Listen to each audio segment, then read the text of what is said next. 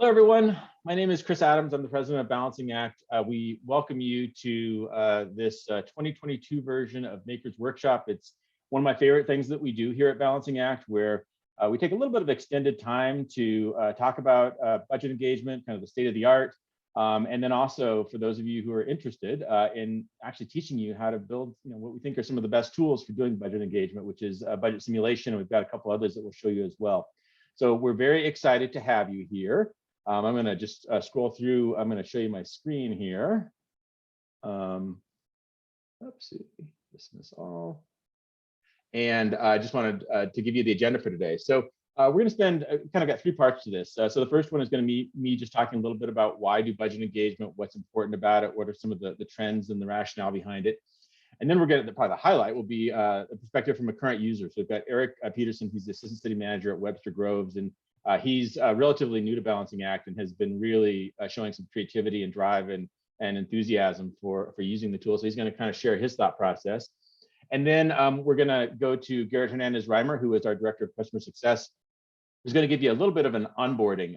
It's about 30 minutes to help you understand the basic elements of how to build a simulation and really to get you started building it yourself. And then we'll end by getting you all trial accounts, which we'll send you a link to within 24 hours. So that's the plan for today. And then this is us. As I said, I'm Chris Adams. I'm a fellow at the School of Public Affairs at University of Colorado. I'm president of Balancing Act. We've got Garrett. I think he waved his hands earlier. And then we've also got Peter Diederich. He's our director of sales. And we've got Amy Kavanaugh-Flynn, who's also a director of sales. And so they're available to help, and they'll be monitoring the chat. So if you have any questions, please feel free to drop in the chat or comments or whatever, and we'll have some people monitoring that.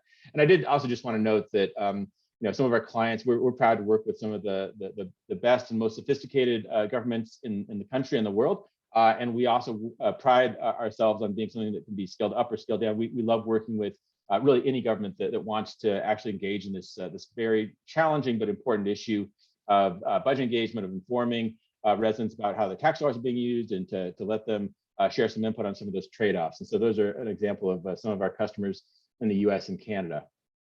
All right.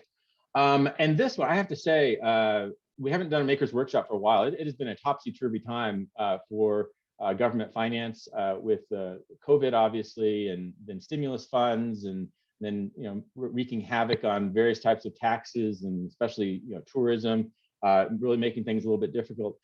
When we invited people to come to this Maker's Workshop, it was amazing. This is at least twice as many as we've ever had before in terms of public entities that have signed up. And so I think some were even coming in as we spoke. And so we're so glad to have all of you here. It's really a treat to have all of you.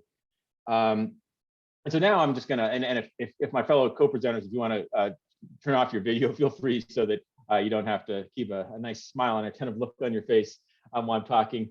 Go ahead. But I just want to, I've got a few slides to just kind of talk about, sort of what we see as the challenge and the opportunity right now. And so the first is that budgets, just in general, budgets are complex and inaccessible. That can sometimes breed anger and distrust. So that was really one of the founding reasons behind Balancing Act and behind building a simulation to let people really kind of, wrestle with those trade-offs themselves, see how hard things are, but also provide some informed input to you. And so, and the reason why we built the tool was when that doesn't happen well, there's an information void, there's a lack of connection with what government is providing the services, lack of connection with why they're paying taxes, and that really can breed some anger and distrust. And sometimes that doesn't cause much of an issue at all. Sometimes it can really cause some drastic things that can really have an impact on governing moving forward. I live in the state of Colorado, and we've got some provisions in our state constitution that I think really represent some challenges to the ability of local governments to provide for the needs of the residents and to provide efficient and effective government. The second one is that every year, local government has to have a balanced budget. You're not the federal government. You actually have to balance the budget each year. And so that means every year there's tough trade-offs. Even if you're having a great year for revenue, or it doesn't seem like it's a particularly daunting year, there are always tough trade-offs to be made. And so when you have those tough trade-offs, often they're going to be unpopular. And so to the degree that you can actually get people bought into those, we think is much positive. And we've actually got some researchers, some public administration researchers that have been doing some research with our tool that are finding just that when people have a chance to wrestle with the trade-offs in the same way that you do, that they actually come out the other side being much more supportive of whatever is decided. And we think that's a very positive thing. And then this last one is just sort of a general statement about citizen expectations, or just people's expectations. With phones available and the internet and the ability to search, people just generally expect transparency. They expect data to be available to them. And so what we found is that that's terrific, and there've been a lot of responsiveness within local government for the last 10 or 15 years in terms of making data more available, of really taking transparency to a terrific level, whether it's some kind of a nice visualization, or even if it's just a PDF that's publicly available. The next step with that transparency is participation. Once people have a chance to see what the data is, there's this natural inclination to want to participate and provide input on that. And so balancing act and simulations are a great way to do that. And we really try to really provide that next step of value add for entities that have undertaken transparency initiatives. This next slide. So we were getting ready for today's session, and I went back and looked at a makers workshop that we did in 2020, and these were the headlines. Oh my gosh, it was just awful. I mean, I could have chosen from about 400 or 500 different headlines. I just happened to choose these from the US and Canada. It was just a tough time, especially for local government entities that were sales tax dependent. It was just brutal. City of Tacoma was one of our clients at the time, and not a huge city. It's a substantial size city, but they were cutting $67 million out of their budget. And that is just, it is just a tremendous amount to cut from, I'm not sure what their entire budget was, but that's just an awfully large cut. And the city leadership actually had to make a decision. It's like, gosh, should we just go ahead and do this and try not to make too big of a deal of it? Or should we just, sort of frame up for our residents that, there's some tough choices to be made, and we're going to be making some tough cuts no matter what. But we also might want to look at the revenue side a little bit to see if we want to ensure that we can provide services that people value. So 2020 was a completely different context. It was a very rough one. Fortunately, most of us are through that, although some local governments are still struggling. And a lot of local governments feel like, especially with some stimulus funds and some short-term type of help, that it's really just kind of forestalled what might be a larger issue, like some structural deficits. But fortunately, most of us are not in this current situation where it's just looking horrible and bleak. So as we were preparing for this, we came up with a new slide talking about the new challenge. And really the way I would describe that, we talked to finance directors, city managers, communications professionals all day long. We're talking, and then we come together as a team and talk. And this is kind of what we thought we're hearing from you all right now in terms of what's going on. And what we're hearing is a lot of uncertainty. So especially for the US governments, local governments in the US, there's the sense of relief that there's ARPA funds, and that there's stimulus funds, that there is infrastructure funds that are coming down the pike. But there's also that kind of is paired with like, okay, this is great, but it's going to end in a couple of years, and we need to figure out what's next after that. And so wanting to message that it's one-time money that can be used for certain things, and that it helps in the near term, but there are still other issues that need to be attended to.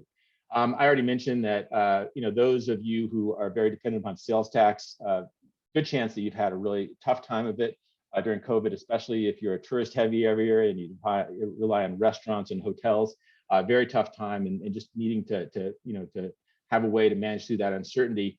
Labor costs are rising. That's been one of the most difficult things in local governments, is dealing with labor shortages. I was just reading an article about that in Governing today.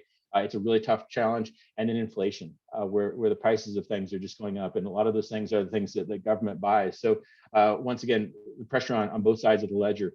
Another thing that's really coming out, and this was in an article also in Governing today, is that there's just increased pressure among some elected officials to say, look, our coffers are full. We're doing great. We've had revenue collections have been higher than we expected because we budgeted conservatively because of coronavirus. We've got this new stimulus money, so we're doing great. And so it's an instinct of an elected official a lot of times, as guardians of the taxpayers' money, to say, let's decrease taxes. And that might make sense. It might be a very smart thing to do, but there's a lot of political pressure, and sometimes professional administrators, who often have a longer time horizon than elected officials, might have a different view of is it the smartest thing? Is it wise to actually decrease taxes, or could they be done in such a way that it might fit better with a longer term perspective and something more sustainable? So that's a big important question right now, and the political pressures are coming in. And then this last one, we're hearing more and more concern, is I think people sighed a great sigh of relief, having gotten through what we think and hope is the worst of the impact from the pandemic, is that now a lot of places are saying, you know what, let's think about our structural deficit, and especially if you project beyond those years when the ARPA funds will be available, that there, a lot of you are dealing with structural deficits, and that with inflation, there's probably going to be a need to communicate with people and to get them involved in understanding what that looks like. This is one of my favorite quotes from, I think, one of the leading thinkers in terms of government, local government finance and budgeting. This is from Shane Kavanaugh. He's the research director at GFOA, and Vincent Raitano. This is an excerpt from a book that they have, but it actually shows up in a number of publications that they do. The highlighted part is just talking about not treating budget engagement as something you do when you've got a terrible year, like a lot of people had 2 years ago or a year and a half ago, or when you're having a year where you might have some surpluses, like the fortunate of you are having this year, but you just do it. You just do it as a part of governing. And that's not really a very powerful sales pitch, is to do this because it's good governance. But what we're finding, especially with this roller coaster that governments have been on for the last 2 or 3 years, and looking forward to the uncertainty of the next 2 or 3 years, almost all decisions will not necessarily have a public-facing component, but the big ones do. That there are some tough trade-offs that would be visible to the public, whether or not it's on the taxation side, on the spending side, on the what you're doing, on the what level of service you're doing.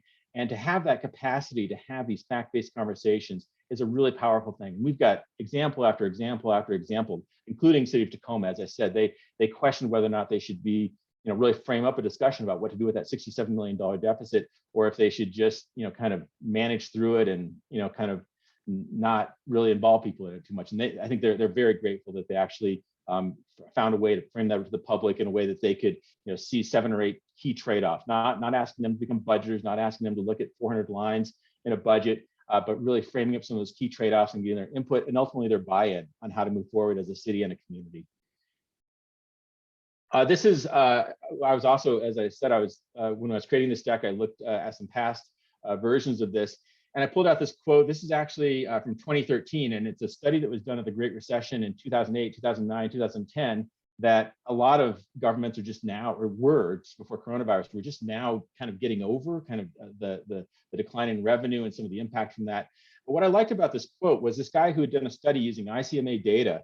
What he found in terms of the key characteristic of governments that make it through a financial challenge, especially a downturn, successfully, are the ones that invest in participation. And so he looked at a number of different types of participation, and essentially what he found was the greater investment in participation, the more options you had to deal with a fiscal crisis. And that was actually before Balancing Act was really being used by local governments. We were being used by state government at that point, but not by local governments. But having this opportunity to interact and to learn and to get people a sense of how to make trade-offs, that's the characteristic that led governments to make it through the best. And so I think that's only an increase now, and obviously now there are really good tools that can help with that, such as online simulations. And then this is one of my favorite quotes. The City of Roseville, California, they've been one of our favorite clients. They used our tool about 3 or 4 years ago, because they were projecting a structural deficit. Because California has some restrictions about what types of revenues can be raised. And so without violating the Constitution, they were projecting a deficit because of constraints on their revenue. And so they obviously, it's a place where they're very respectful of the taxpayer. They didn't want to just say, obviously we need a tax increase. That's not what they're thinking at all. But what they wanted to do is they wanted to let residents know that, if nothing changes, our projections and state law are going to say that we need to cut a significant amount. I think it's about $3 million out of our budget in 3 years. And so what they did was they said, okay, residents, here are the facts, and here's what we're providing. Here's the cost of providing them. Here's our revenue, and we're about $3 million light. So please tell us, which of these have the least value to you so that we can make adjustments accordingly. And what happened was that residents went through that simulation, and they said, isn't there another alternative? Because we actually like having the libraries be open on Sundays, and we like the things that our tax dollars are buying. And so essentially what the city council said was, well, we don't have the authority per California law to increase your taxes, but we do have the authority to give you the choice to increase your taxes. And so what they did was they let people wrestle with it, and then they let people vote on it, and they voted to increase their sales tax by 0.5% because they went through a community process to decide, are these services valuable enough that we're willing to pay more in taxes. And so we find that to be a really useful thing. And it's really what we're increasingly here at Balancing Act beginning to describe as if you do a skillful budget engagement that really frames up those resident facing trade-offs, that it's an opportunity to show, don't tell.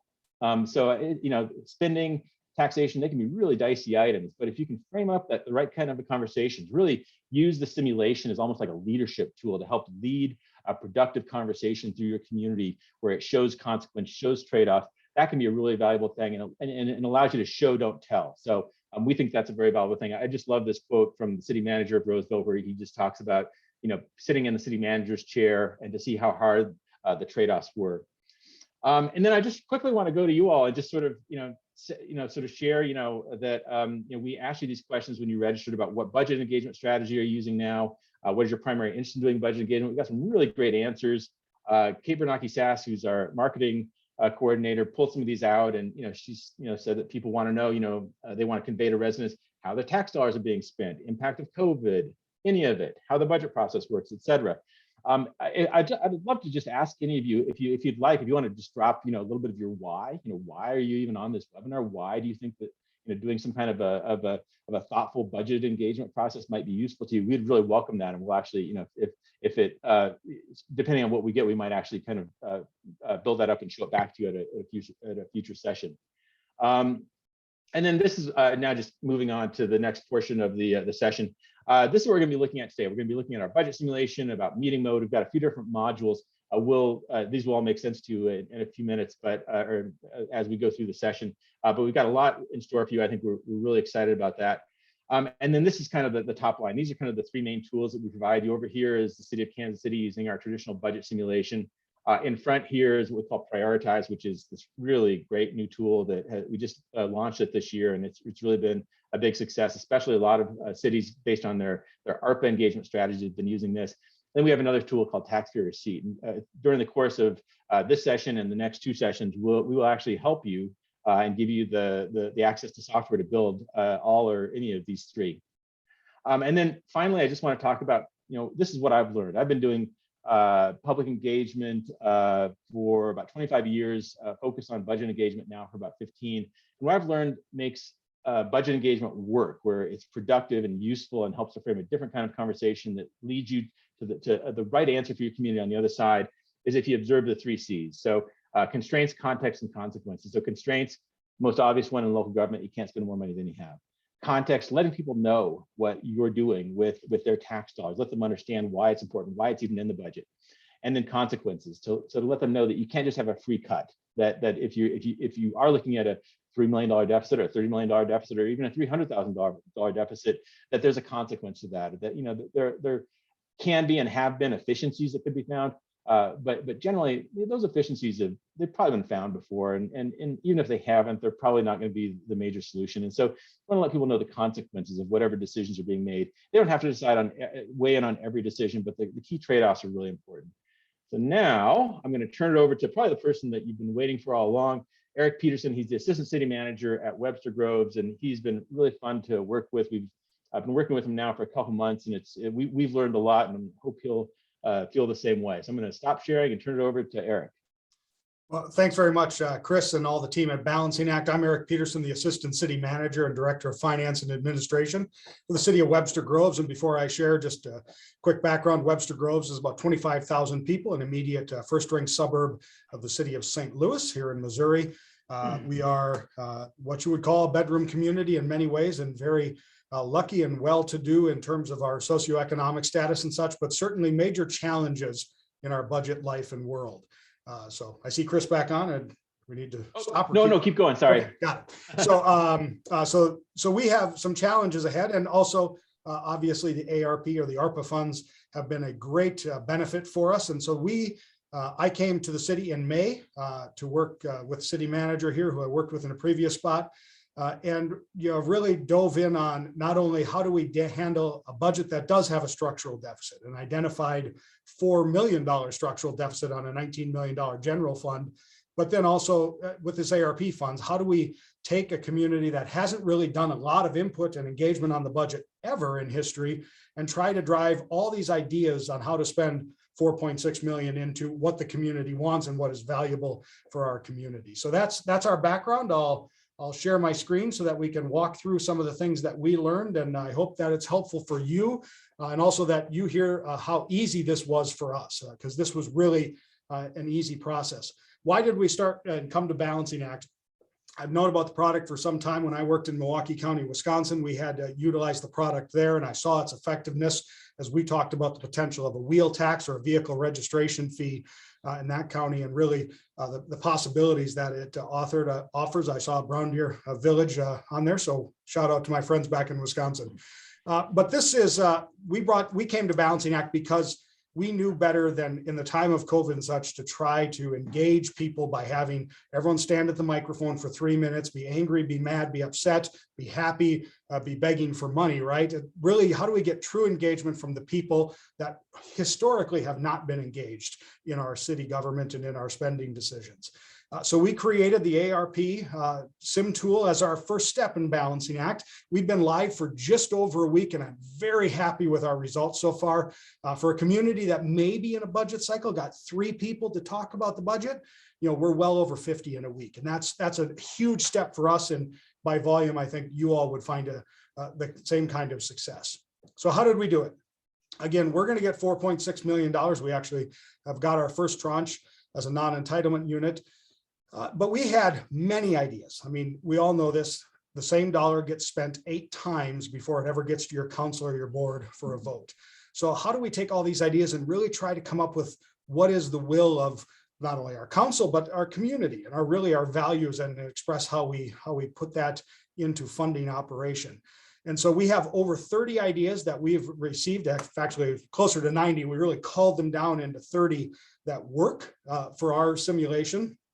And instead of, I think we're probably a little different than some folks, but we knew that there's a lot of people that were going to come in because of situations in our community and say, I want to spend it on this. And they'll go right to that spot and hit the yes button or plus it up and spend all $4.6 million. So we decided to start the simulation with all those ideas funded. So you can see we have a total of 9.1 million in spending on the screen right now when you start, and really make people go through and remove funding from all these ideas that their residents had, their fellow residents and community leaders had. So I'll just take you through a couple of these that are really simple. I mean, residents certainly, very simple to create this sim, by the way, so simple, you'd be amazed for your budget team. But residents, we had 3 ideas that came through that, we put $100,000 in to start because we didn't know how much really the community wanted to put in this. And we didn't want to waste a lot of time on our end trying to come up with a program estimate and build a program that was never going to happen. So really for us, it was about a value of, if the community really wants to do a utility tax rebate for low-income seniors, how much money out of 4.6 million are they willing to put in when confronted with all the other options? So folks can plus or minus, they can add their comment. We have individualized information for each one of the lines we have, and we go all the way through. We have a huge public infrastructure possibilities that through the funds. We have a flooding area, and this really came out during one of our development conversations. A lot of people interested in we need to put a lot of money into fixing that flood area. So we started at $1 million, and it's been amazing watching people realize how short 4.6 million is when it comes to fixing up the flood area and just overall all these different things they want to spend on. We also decided to use scenario questions, which are an awesome tool when you know the price and you don't want the public to try to short sell how much it's going to cost. Culverts went way up. At the beginning of this year, this culvert was 1.25 million on the cost estimate. It's 1.8 million now. So it's a yes, no. Should we use those funds to replace this culvert to help eliminate funding? If they say no, we take 1.8 off, our little slider comes back 2.7. Do we want to put LED lights in at city parks? Let's say we're not really big into that. So we'll just keep rolling through the sim here, and look at that. We zeroed it out and we're closer to getting balanced. So we have many different ideas that have come in: on-demand micro-transit system, bicycle traffic improvements, walkability.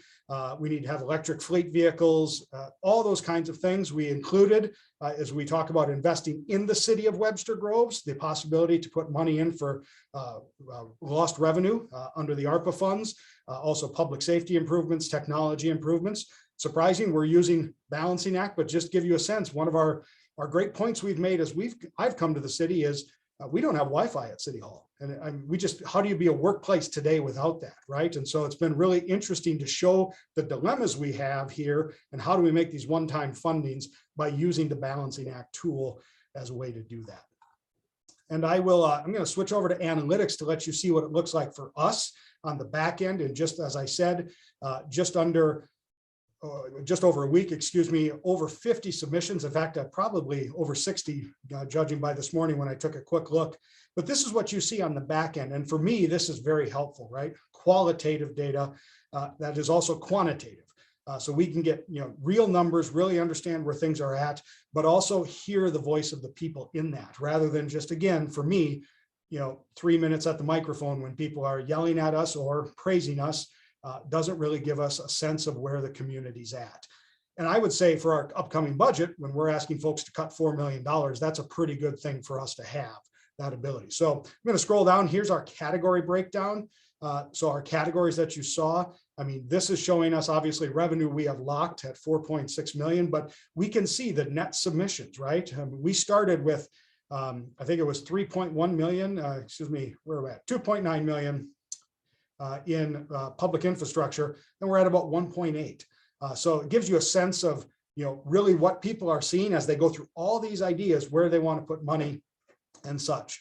We can see our openings, our top increases, our top decreases, where things are by category. You can also click in to see these individualized by subcategories. So each item, and all of this is downloadable. So I can take all this out, put it in my own tabling and formatting in any way. And then we have our pie charts. It's a great dashboard. This I don't think is showing up because we might be in the program. We'll see if I can get this to come back right. Sorry, folks, give me 2 seconds. So let me scroll down here. And there we go. So this is one of my favorite features, and I really wanted to highlight this, is the drop a pin feature, which for us is great because I really want to see where my heat mapping on engagement's going, right? So this is Webster Groves outside of St. Louis. Again, St. Louis right over here, the arch down over the river.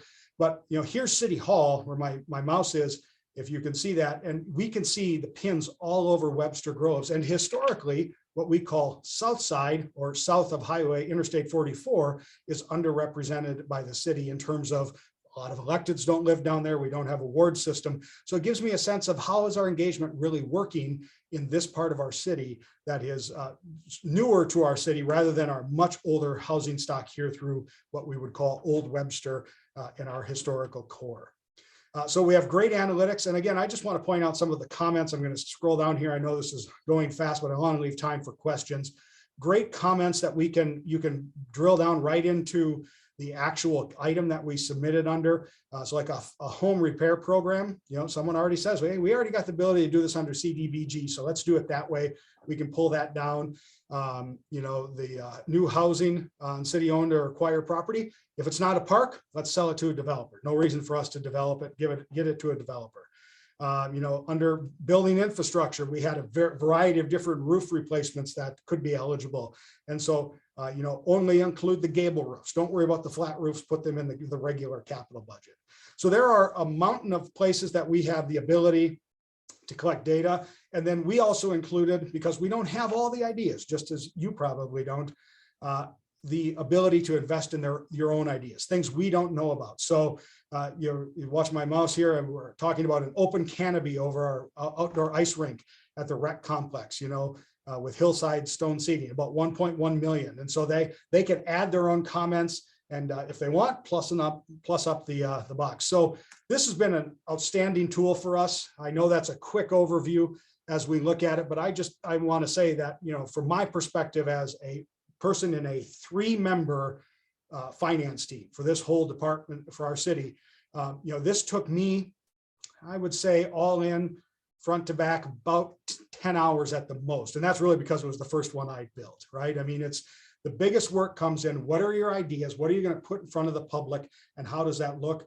And then it's an upload. It was very simple. From there, I could then publish a private version of it, and it went to the boss so the city manager could look at it. Are we right? Do we want to engage the question a different way? We're able to bring in our public affairs director as well, so that it's not just budget speak, but it's really, how do we translate all this that we work in, encumbrances and liabilities and, spending thresholds and blah, blah, blah, into public speak, right? The things that we all understand when we balance our checkbook. So affordable for us. We're not a big department. We're not a big budget. We weren't going to buy a $30,000 engagement tool or an AI system. We needed something easy that people could do from the living room on the couch during COVID, so they didn't have to be in a room with all of us, and allowed them to see the whole complexity of our problems and our issues, but also our opportunities, right? And really back to what Chris was saying about engagement, how do you bring a public into the world and the decisions you have to make and allow them to see it, especially in a world like Webster, where we haven't changed much in 20 years. I mean, the budget's just the budget, and usually got a rubber stamp, and well, we got problems now, right? Revenue is nowhere near growing as fast as expenses. So we need that engagement and that kind of voice. So I'll stop there. And if there are questions, whatever the plan is, I'm happy to answer. So. Yeah, thank you so much, Eric. What I loved about what you did is that you actually took our tool in a totally different direction than anyone else had done before. There was probably 2 or 3 pathways that had been created by cities and counties to do their ARPA engagement, and you took it in a different direction. I love it. And yours, I think, is probably the one that's most responsive to resident suggestions and ideas. And I love the creativity that you brought to it and the energy. And I really hope that it helps your community, make the wisest, most broadly supportable decisions possible. And I'm also really excited to see what your general budget engagement will look like in your hands. And we here at Balancing Act are ready to learn from you and to learn what you need and to support you along the way. So thank you so much. Thank you. Good. And one other thing I just wanted to note, I think I saw another place on your analytics that you have something like 25 or 28 minutes on site. Is that right? Yeah. So it's been really good. I mean, we were worried on the front end that by making people, reduce funding, that it would be too long, people wouldn't stay. But we've really seen people engage, right? They want to hit the submit button, they finish the job type of mentality.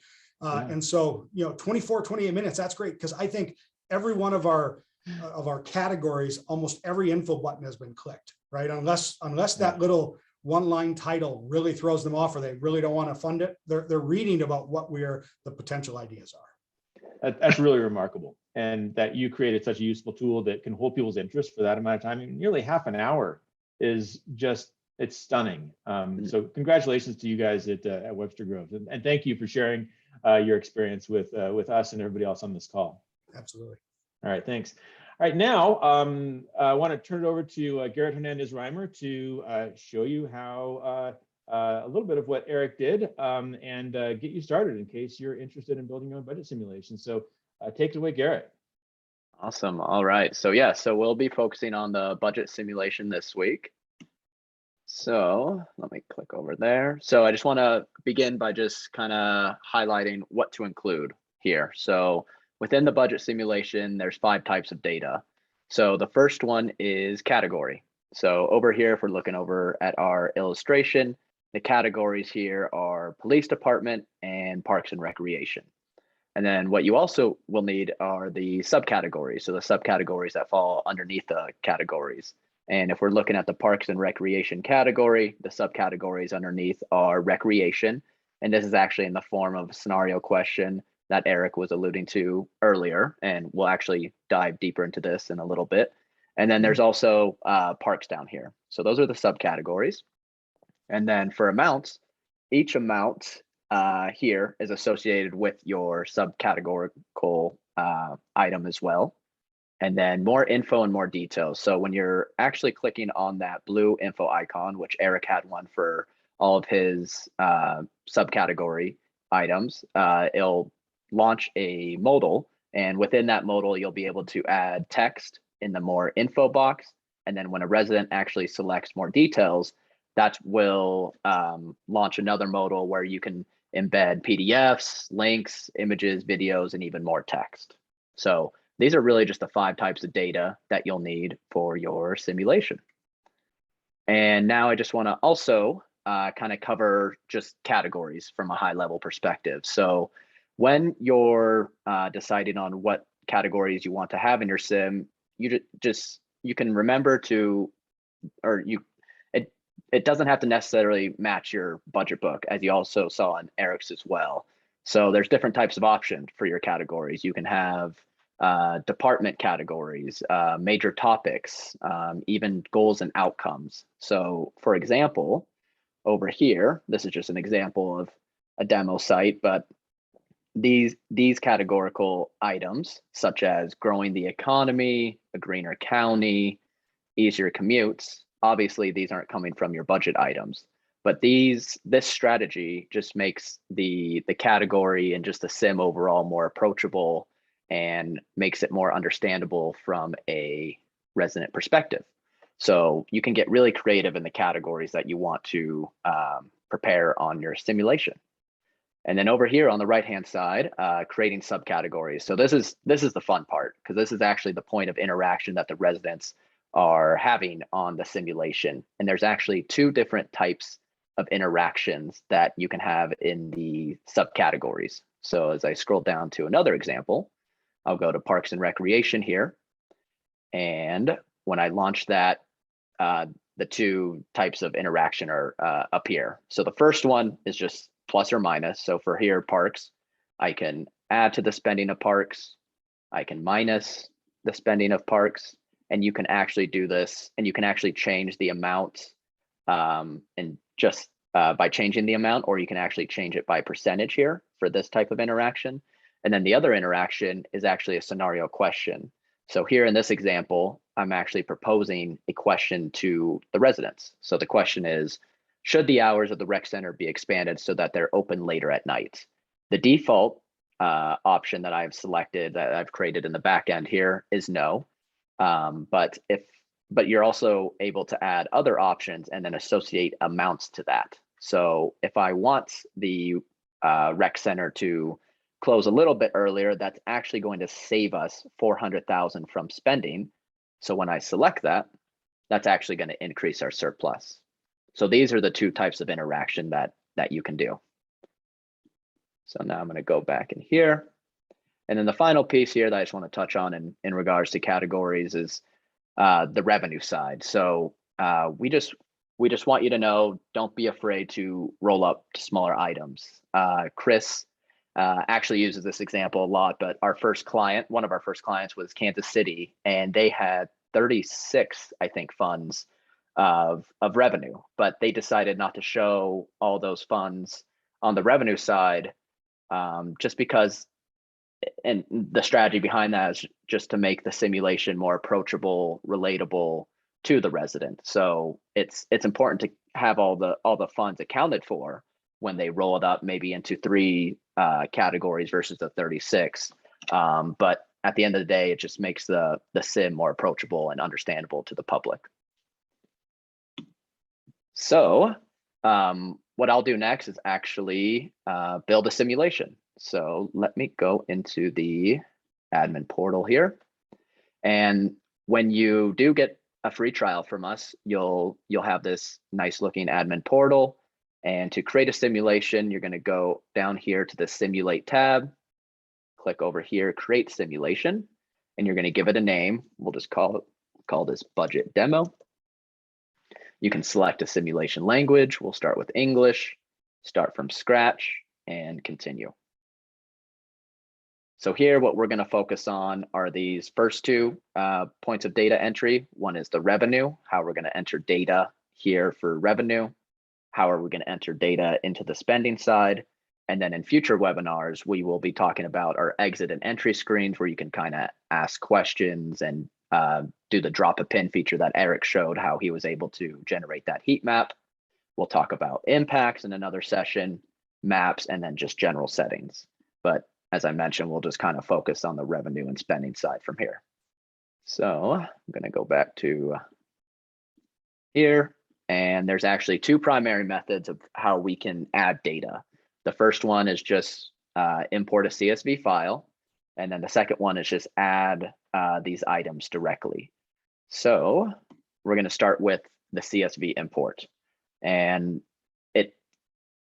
sometimes when you're looking at the simulation, all the numbers and everything and all the more info, it looks intimidating. But once you have your data really just sorted out and plugged in, it's really easy to just match that into the system. So here, this is the CSV structure that we need.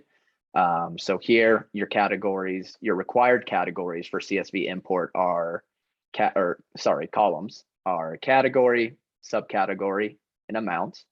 And then the optional ones include more info, more details, and the scenario question.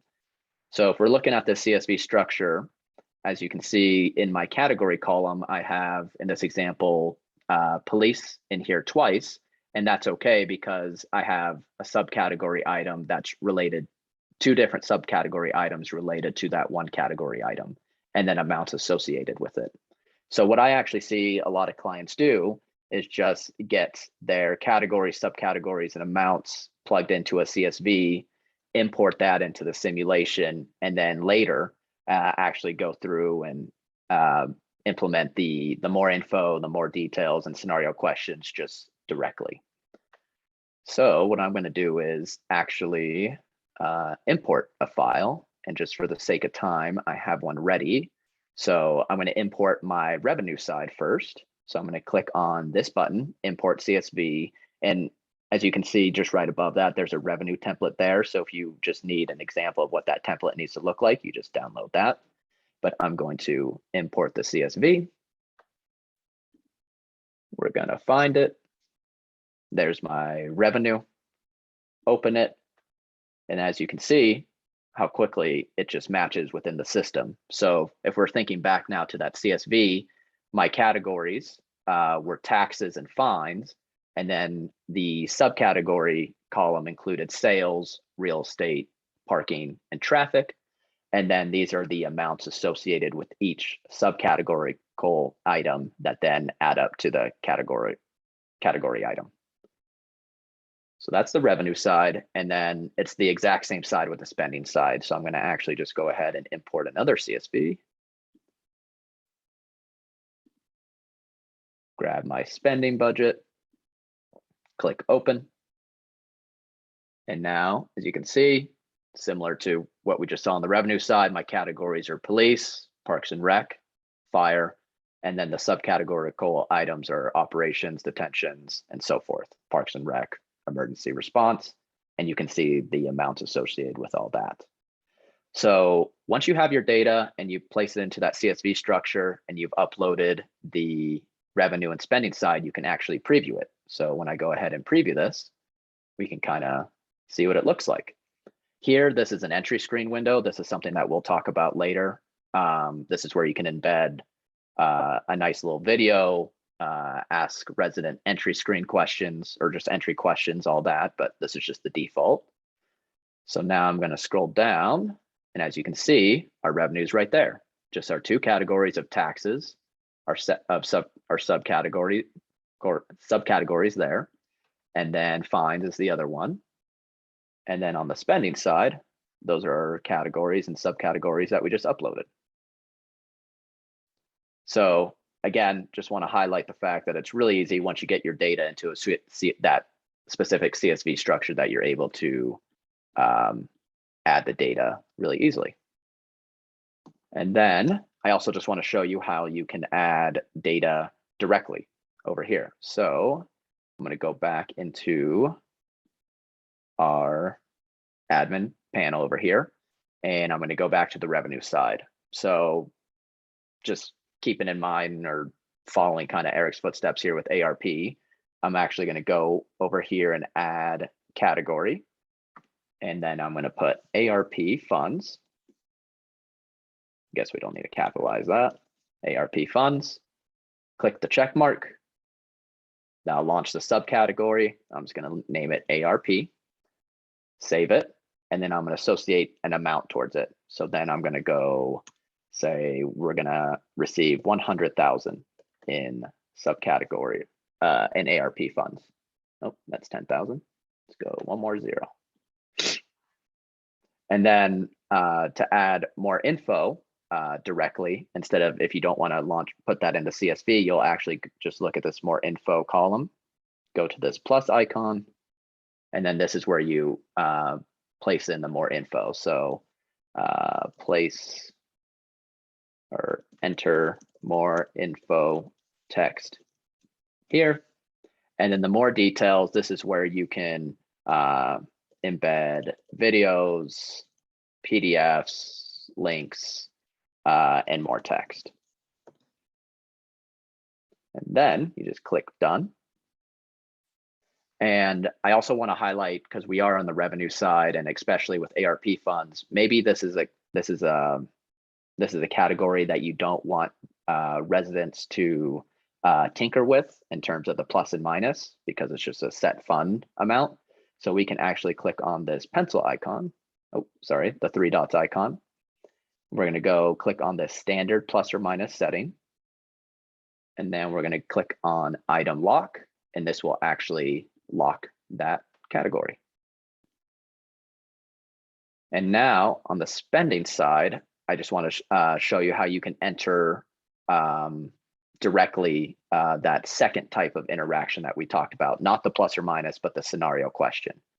So if I go scroll down here to parks, what we're going to do is we're going to actually customize it. So from the customize column, scroll down, click on the 3 dots, convert to a scenario question. This is just a private name for internal use. So again, I'm just going to name it parks. And then this is the question. So let's say, do you want to add 1 park? Add a question mark there. And now you can lay out the options. So let's say the first one is no. And then you put a dollar difference here for what, if the resident selects this, how will this adjust the balance bar? And I'm actually going to put minus 50,000 here, because if we don't move forward, that will actually reduce spending. And then here you can add more info, more details if you'd like. I'm going to make that the default also.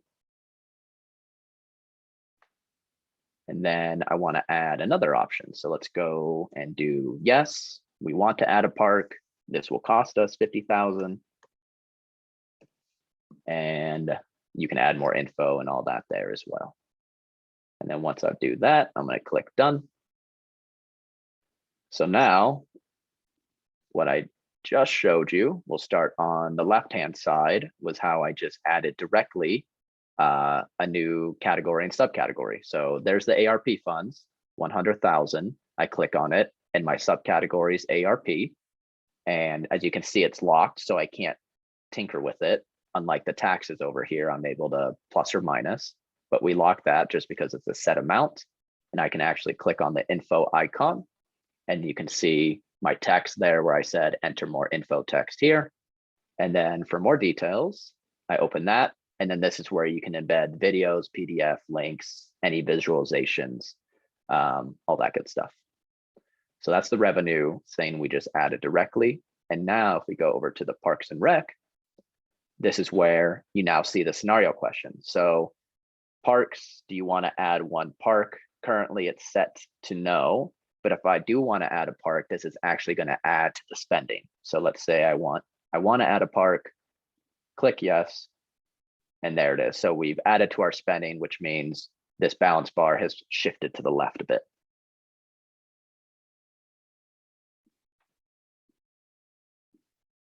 So we talked about the CSV import, how to add categories, more info directly.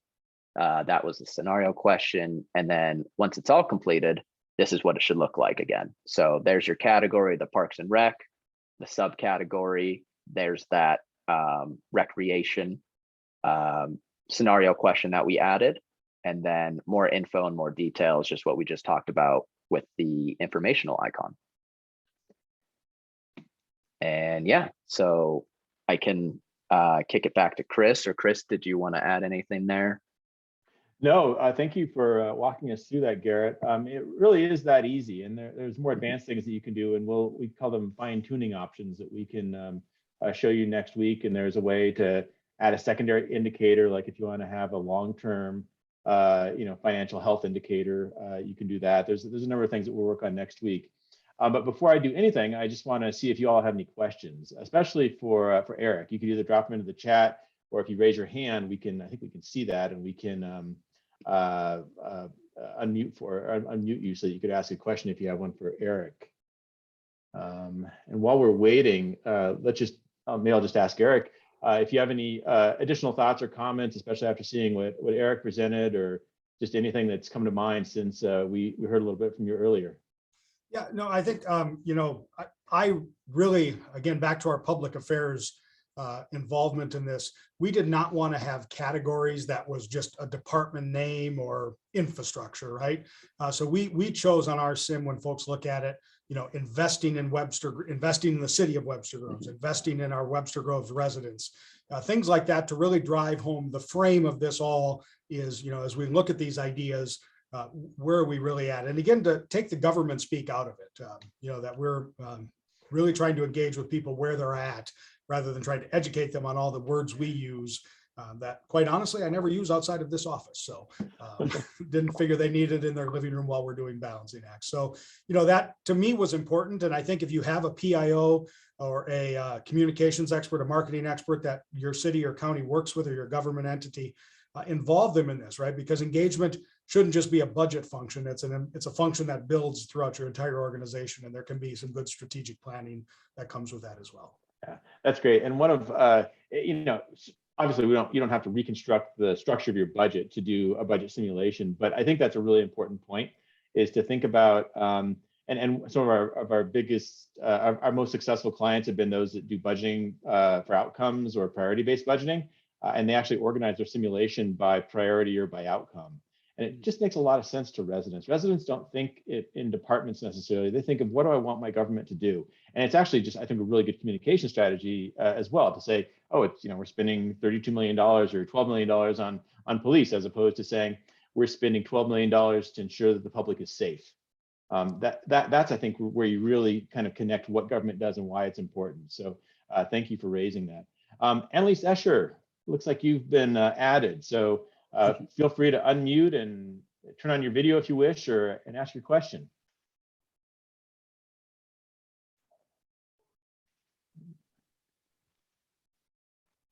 I think. Well, while she's coming on, Eric, let me ask one additional question. One of the things that we've been noticing lately is that it was, I think, for a long time, it was almost the strict area of the budget office to think about doing kind of budget engagement. I think that's when budget hearings were kind of the predominant mode of doing some kind of a budget engagement.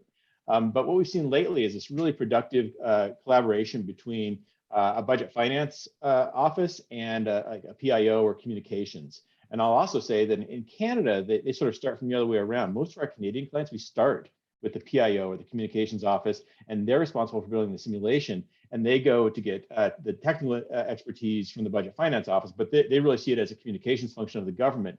In the US, we actually see it reversed. Usually it's a very interested finance officer that wants to do this because they know they have a tough challenge. They want to share the trade-offs. They think it's a feature of good governance. I'm just wondering, what thoughts you have about that, about where should it be located, just managerially within a government? Yeah, so actually it is relatively new to us here in Webster Groves, is the idea of public affairs. They started about the same time that I came to the city. So the city's really diving in with both feet in that regard. So I'll back up, and we're in the same way, right? I mean, budget's always been a public hearing. It's in June after the budget's really been decided. So here's, last call for amendments, which have usually been less than 5, between the city manager's budget and the council budget. So the concept of communication has been one that we haven't had just layered in effectively here in Webster Groves. And overall, I think for all of your governments, involving that communications from the front end is going to be incredibly helpful. For us, we chose a balancing act to not only just be a budget tool, but hopefully sort of a better replication for us of SurveyMonkey, right? For a better lack of words, right? I mean, how do we really analyze where our internal folks are at on all sorts of things, policy changes, on the basics of length of service awards. We always gave out watches, and someone finally said, why do I have to get a watch? And no one had ever asked the question about, well, is there something else that you can get for